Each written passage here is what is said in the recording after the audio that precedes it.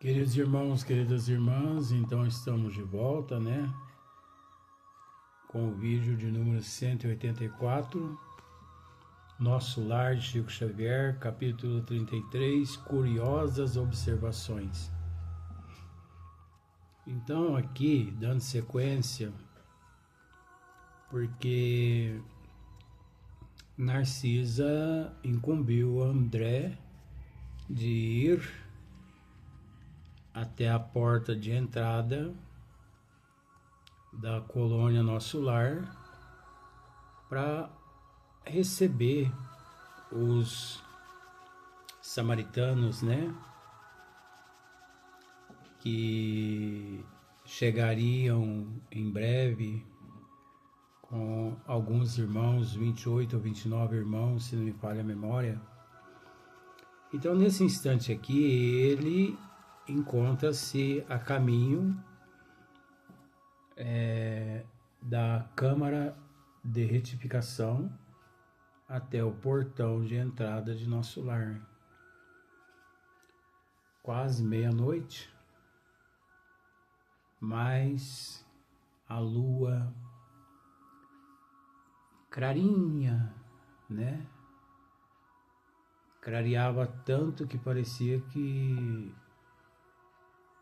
não existia noite naquele local. Então ele podia observar os mínimos detalhes das plantas, das árvores, sentindo o ar fresco, o oxigênio puro. Oxigênio, sim, oxigênio puro. E em meio, né, a esse trajeto, ele conversando mentalmente com ele mesmo. Então, ele continua dizendo assim: não era eu o náufrago abandonado ali, né? Se minha experiência podia classificar-se como naufrágio, não devia o desastre senão a mim mesmo, né? Olha só. Se minha experiência podia classificar-se como naufrágio, não devia o desastre senão a mim mesmo. É engraçado, né, que nós aqui na Terra, nós temos o hábito de culpar aquele, por todas as calamidades que ocorrem em nossa vida. É culpa do meu pai, é culpa da minha mãe, é culpa do pecado capital, né? O pecado original, que é uma mitologia do catolicismo, né?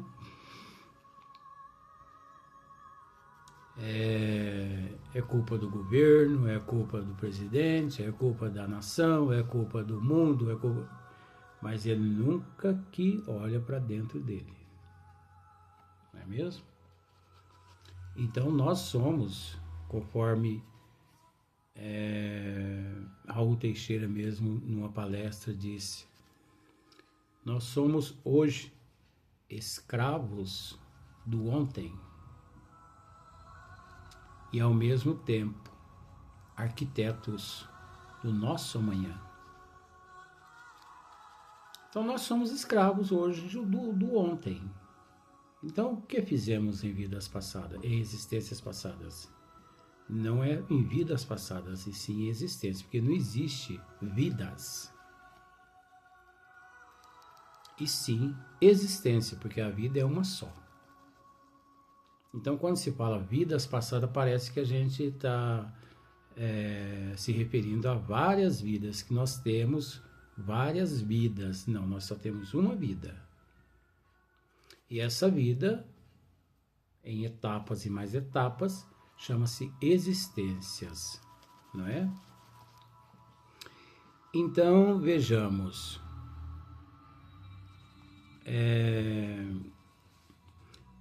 Agora que observava em Nosso Lar vibrações novas de trabalho intenso e construtivo, admirava-me de haver perdido tanto tempo no mundo com frioleiras de toda sorte, quer dizer, coisas frioleiras são coisas sem importância, né?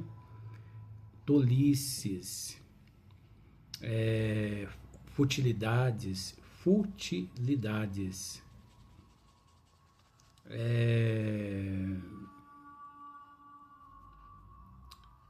enfim, com coisas inúteis, né? Coisas passageiras, ilusão, fantasia, apego, materialismo, egoísmo, inveja, ciúme.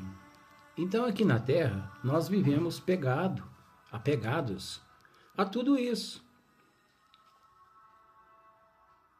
É ciúme, orgulho, egoísmo, inveja, né? Bebida, vícios de todas as espécies,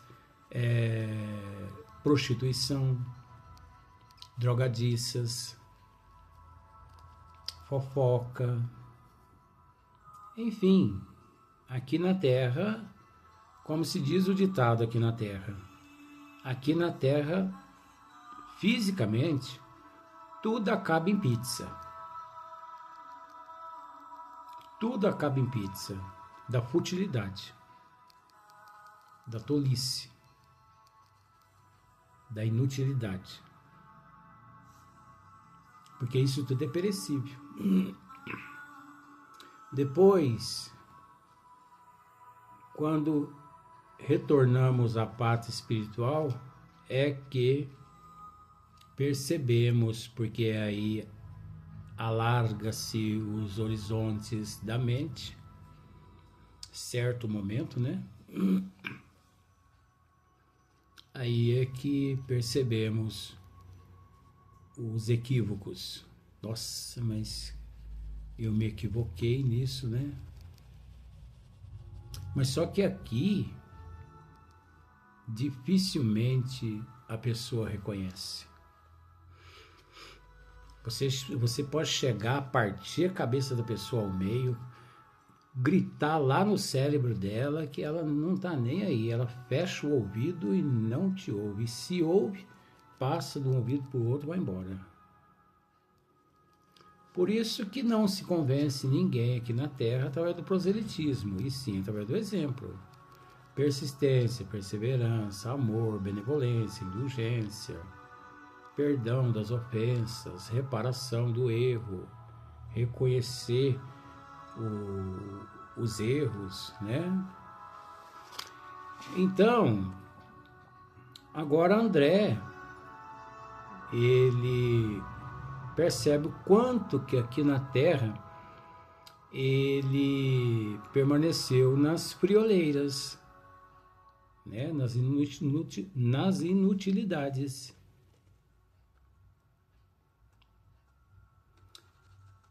Em verdade, muito amara a companheira de lutas e, sem dúvida, dispensara aos filhinhos ternuras incessantes. Mas examinando desapaixonadamente minha situação de esposa e pai, olha aqui, ó o despertar da consciência aqui, ó.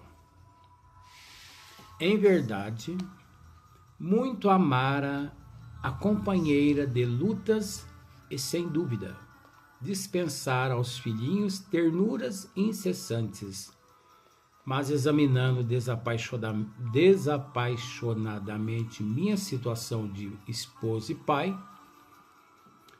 reconhecia que nada criara de só, reconhecia que nada criara de sólido e útil no espírito dos meus familiares. Olha só, isso aqui que é triste. Porque ele está dizendo aqui que por mais que ele amava a esposa, os filhos, mas ele não havia construído nada de sólido, né, no coração daquelas almas aqui no corpo físico. Porque enquanto aqui no corpo físico, ele vivera em prol das inutilidades, em prol dos vícios. Então o tempo passa, depois, só quando desperta a consciência, no plano espiritual, ou no final da existência física, mas é muito difícil, mas isso acontece com alguns casos, é que a pessoa cai em sã consciência. Então veja bem, examinando desapaixonadamente minha situação de esposo e pai, reconhecia que nada criara de sólido e útil no espírito de meus familiares. Olha o sentimento dele. Ele reconhecia que ele não havia criado nada de sólido, né?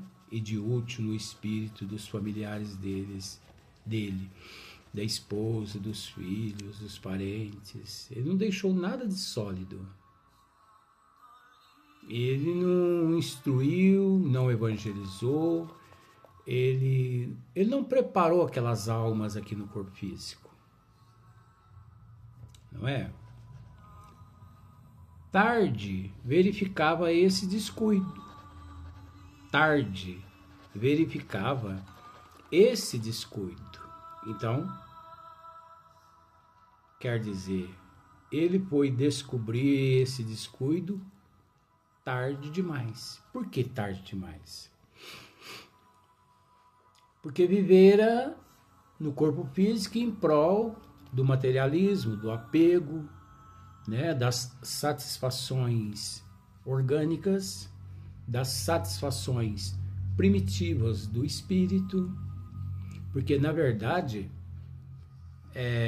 o corpo é o reflexo do perispírito e da alma. Então, muitas pessoas dizem assim: ah, mas a carne é fraca, a carne não aguenta. Não é que a carne é fraca não, gente. A carne não tem nada com isso. Que é fraco, que é pobre, o desequilibrado ali é a alma. Me desculpe dizer. Quem bebe é a alma, as necessidades da bebida encontra-se na alma, encontra-se no perispírito. A necessidade da prostituição, da sexolatria, das drogas, de matar, de roubar, de destruir a natureza, de destruir a vida dos outros, de acusar outro, julgar outro, falar mal de um, falar mal de outro, não agir com benevolência, com indulgência, isso é da alma. Veja bem, eu vou tentar explicar de uma forma assim para você ser bem mais simples. Na verdade, quem come o sanduíche não é o corpo físico, é o espírito primitivo. Quem toma cerveja, quem toma pinga, quem fuma, quem usa droga é o espírito. Vamos analisar isso. Porque se o espírito não traz essa necessidade, não entra nada pela boca dele, nem pela narina. Eu, com todo respeito, eu não sou exemplo para nada. Mas eu não fumo, não bebo, nunca matei, nunca roubei e não vou praticar isso na minha vida. Eu não trago isso.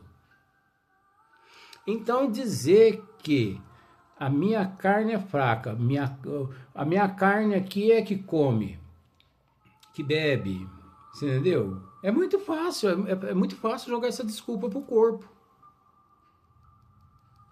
É fácil demais. Isso aí chama-se desculpismo. É a pessoa que não quer reconhecer que ela é que encontra-se podre Está transferindo a responsabilidade para o corpo.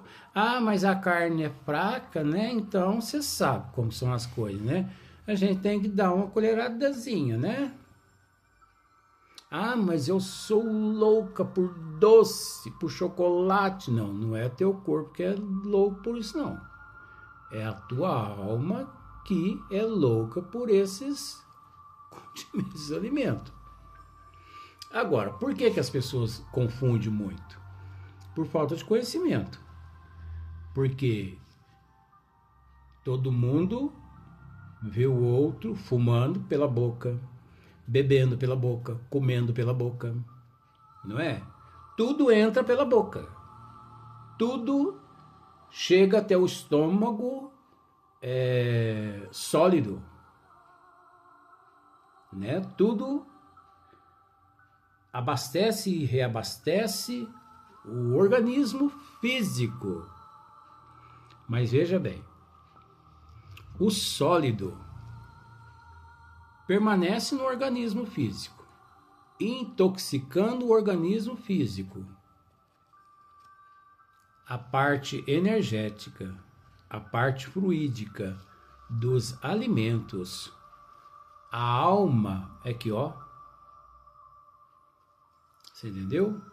Então pensemos da seguinte forma: quando a pessoa bebe uma dose, a parte sólida fica no corpo físico, a parte energética vai para a alma, intoxicar a alma. Aí acontece dois fatores: a parte energética intoxica a alma e a parte sólida intoxica o corpo físico.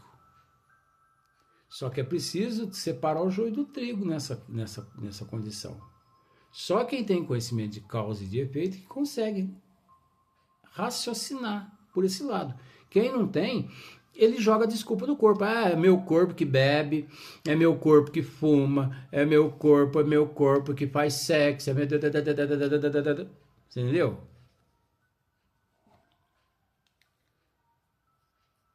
Então, vejamos. Quando André parou para pensar, já era tarde, né? Tarde verificava esse descuido. Só que, veja bem, quando o indivíduo para e raciocina, ele percebe que, de fato, fisicamente, naquela existência, é tarde. Não dá tempo mais dele fazer praticamente quase que mais nada. Mas graças a Deus existe a imortalidade da alma. E aquilo que a pessoa não conseguiu nesta, ele retorna à pátria espiritual, permanecendo nas regiões umbralinas 5, 10, 15, 20, cada caso é um caso, né? Depois ele é amparado, socorrido, é preparado, ele reencarna novamente, tantas quantas forem necessárias, até quitar o débito. Então veja bem, quem atravessa um campo sem organizar sementeira necessária ao pão e sem proteger a fonte que sacia a sede, não pode voltar com a intenção de abastecer-se. Tais pensamentos instalavam-se-me no cérebro com veemência irritante. Ao deixar os círculos carnais, encontrara as penúrias da incompreensão e que teria sucedido à esposa e aos filhinhos, deslocados da estabilidade doméstica para as sombras da viuvez e da orfandade? Inútil interrogação. Aí é tarde. Inútil interrogação. Essas interrogações, elas não têm sentido nenhum mais. Porque nós precisamos nos preocupar com estas questões enquanto no corpo físico nos encontramos. Se preocupam com estas questões,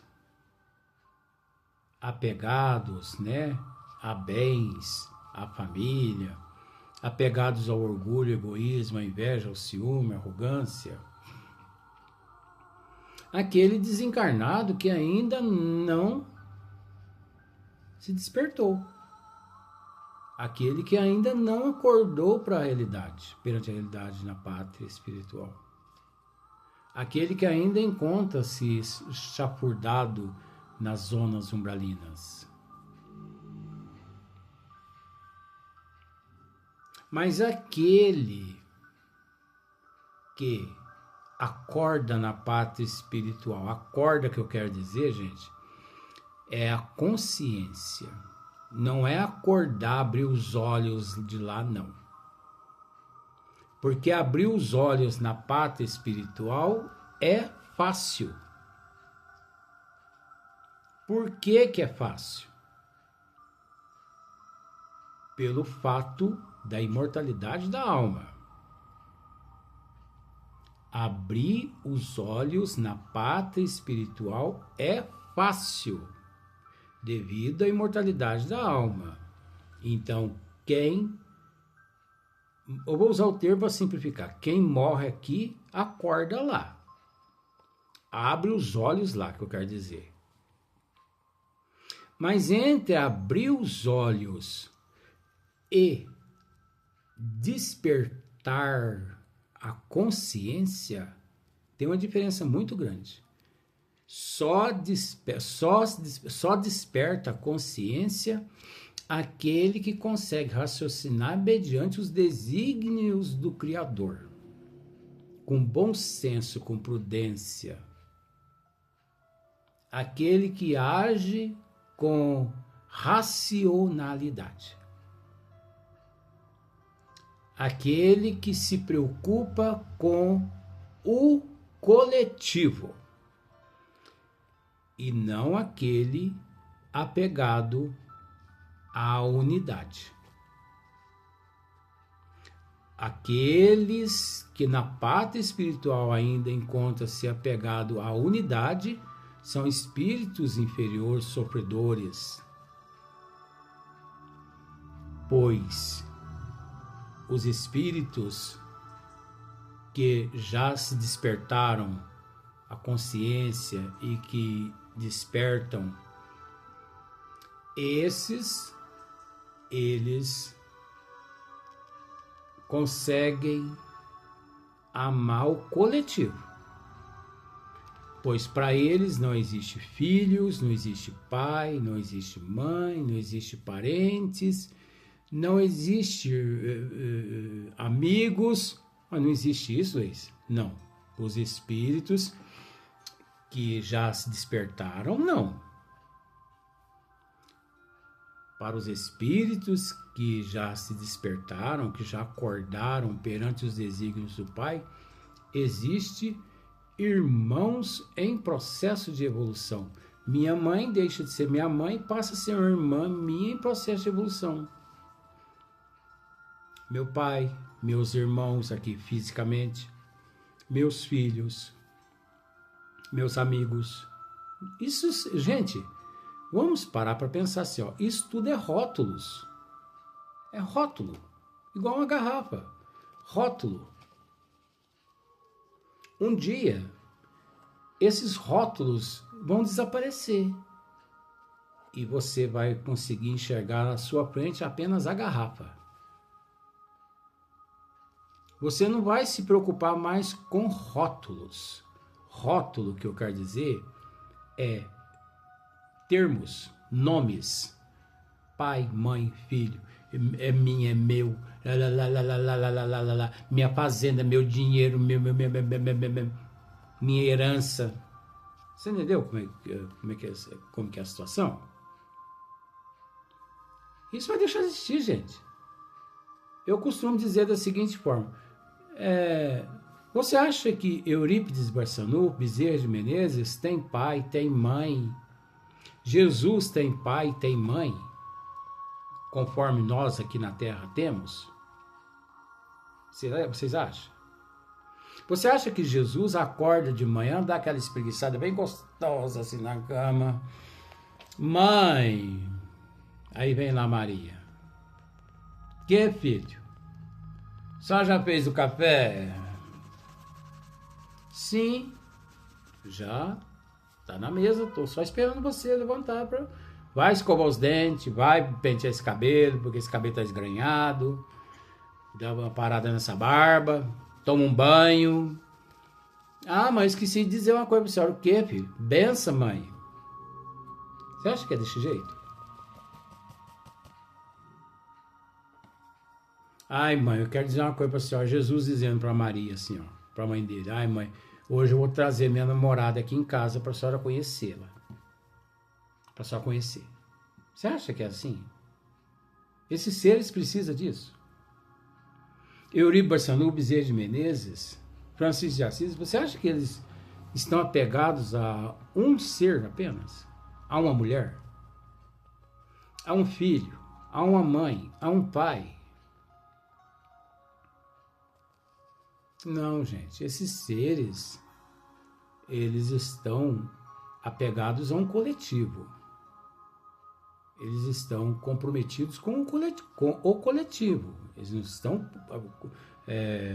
apegados ao individual, a um indivíduo apenas. Né? Mas acontece que, para muitas pessoas, o que nós estamos dizendo aqui parece difícil.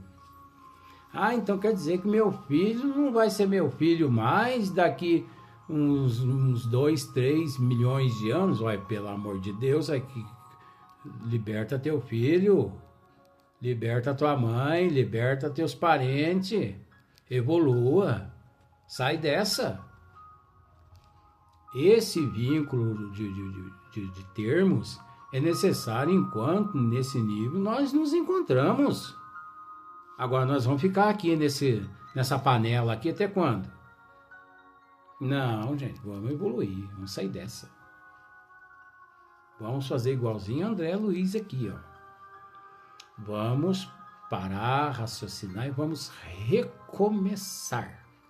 Que foi aquilo que Dona Laura disse, mãe de Lísias, disse a ele. Meu filho, aproveite a oportunidade que Clarencio está te oferecendo e recomece. Nada melhor que o recomeço. Recomece. Até o próximo vídeo.